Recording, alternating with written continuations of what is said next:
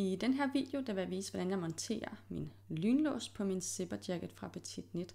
Jeg er færdig med min belægning, den ligger heromme og er monteret, så jeg er altså fuldstændig klar til at sætte min lynlås i.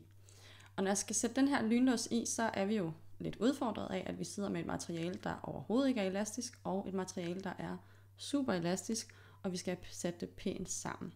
Så det jeg vil gøre, det er at lave sådan nogle fikspunkter, hvor at jeg lige sætter et par sting sådan ned igennem mit arbejde her, fordi så er jeg fuldstændig sikker på, at min lynlås sidder skarpt, at jeg ikke har fået trukket i noget, inden at jeg går i gang med at sy den i. Du kan selvfølgelig også bruge nåle eller de der clips, man kan købe til at holde ting sammen med, men jeg synes virkelig, at den her metode gør, at man er ret sikker på et godt resultat, selvom at det er lidt langsommere. Men jeg har altså her, hvor at min belægning starter, hvor at jeg vil sætte min lynlås til. Og den her lynlås, den har altså lige givet et sting her, og lagt den her ned, så den ikke generer mig, når jeg skal placere den her på min jakke. Jeg har fundet en synål frem med noget sytråd, som ligger dobbelt, og så vil jeg simpelthen lige sørge for at få placeret min lynlås rigtig flot herop, hvor at min belægning starter. Og jeg vil gerne have, at der ligger en pæn række masker her langs min lynlås, så den række jeg kigger på, det er faktisk, hvis vi lige gør sådan her, så har den yderste række masker her.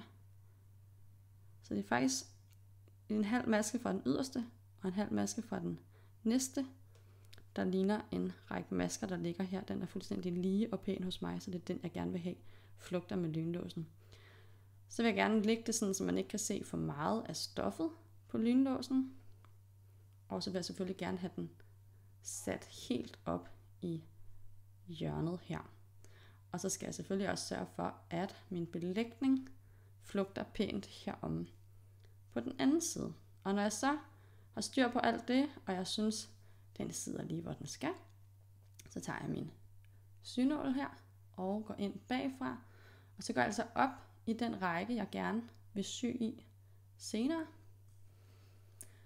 Og så giver jeg den lige et sting eller to. Og husk, det er ikke noget, der skal holde for evigt. Det er en hjælp, vi laver til os selv, når vi skal sy lynlåsen rigtigt i. Så jeg går bare lige ned her, lidt ved siden af, hvor jeg kom op, så jeg er sikker på, at jeg får noget nyt garn med.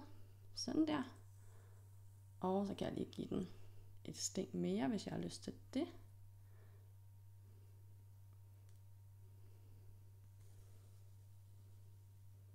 Og igen går jeg bare ud igen, lige lidt ved siden af. Sådan der. Så binder jeg altså bare lige et par knuder på det her.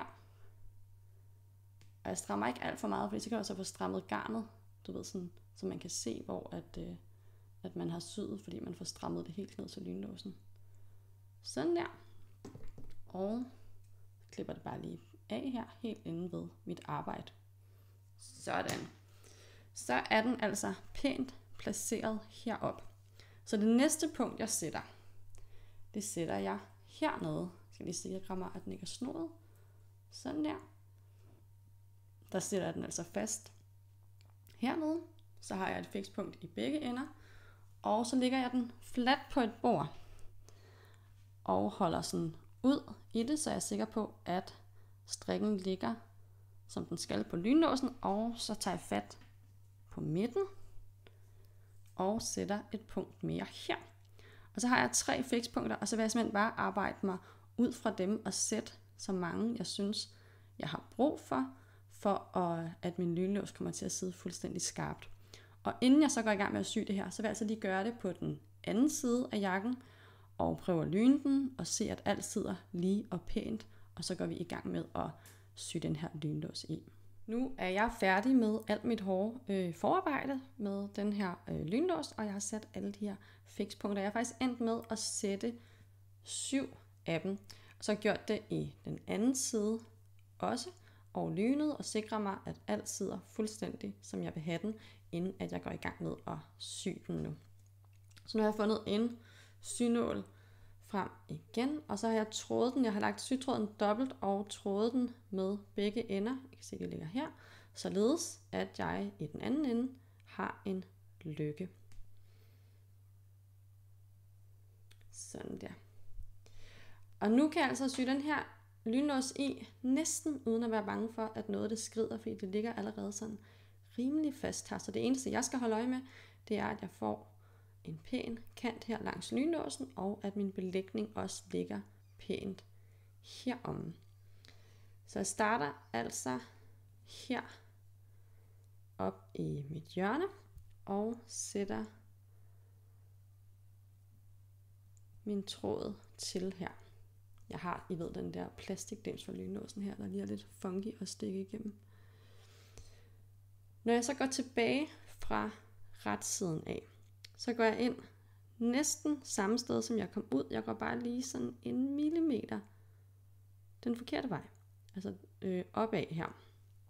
Og jeg sikrer mig, at jeg kommer ordentligt ud heromme. Fjerner min mohair.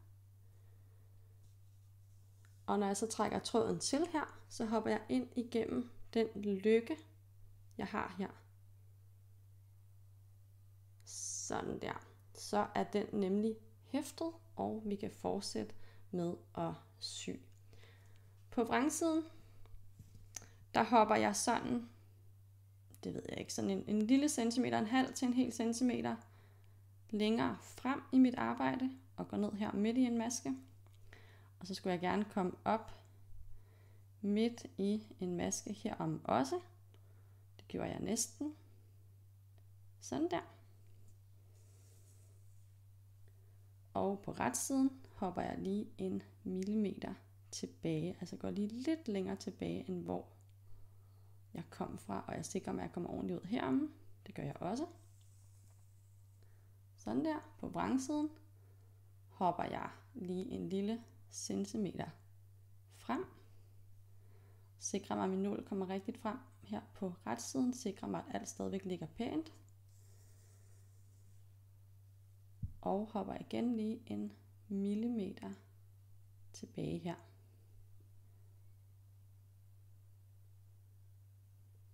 Den vil ikke rigtigt op. Sådan der. Og sådan fortsætter jeg altså hele vejen ned her.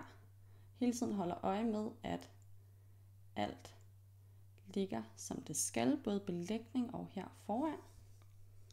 Og så holder jeg selvfølgelig lige lidt øje med, at det ikke skrider for mig i forhold til de her fikspunkter, jeg har lavet. Men det er ikke langt, det kan nå at skride, når vi har lavet rigeligt af dem. Sådan der.